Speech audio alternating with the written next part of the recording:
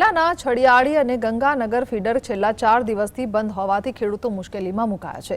વીજળીના અભાવે મોંઘા બિયારણ અને પાક બગડવાની ખેડૂતોને ભીતિ સેવાઈ રહી છે। તાલુકા પંચાયતના અપક્ષ સદસ્ય સુરેશ ખવડે પીજીવીસીએલમાં ઉગ્ર રજૂઆત કરી છે। જો 48 કલાકમાં વીજ પુરવઠો પૂર્વવત નહીં થાય તો ખેડૂતો સાથે કચેરીએ ધરણા કરવાની ચીમકી ઉચ્ચારવામાં આવી છે। આર્થિક નુકસાનની તમામ જવાબદારી તંત્રની રહેશે તેવો દાવો પણ કરાયો છે। ગંગાનગર ફીડર અને સડિયાળી ફીડરમાં જે તે સમયથી લાઇટ નથી આવતી એની મૌખિકમાં અને લેખિતમાં ઘણી ફેર રજૂઆત કરેલી છે, છતાં લાઇટ નથી આવતી। ખેડૂતોના લાખો રૂપિયાના બિયારણ ફેલ ગયા છે। હવે એ બિયારણનું વળતર કોણ દેશે? ખેડૂત એક તો દેવામાં છે અને બિયારણ ફેલ જાય એટલે વળી પાછો દેવામાં ડૂબતો જાય છે।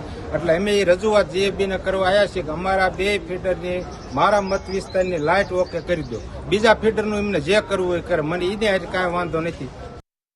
ગંગાનગર ફીડરમાં લાઇટ 8 કલાક પૂરતી આવતી નથી અને 3 દીએ 4 દીએ લાઇટ આવે। ફોન કર્યો તો 10 ફોન કર્યો તો એક ફોન સાહેબ ઉપાડે, પછી એમ કે હાલો એમ અત્યારે મોકલવી છે, પણ કોઈ માણસો કામ કરવા આવતું નથી। અને સડિયાળી ફીડરમાં 3 દીથી હજી લાઇટ આવી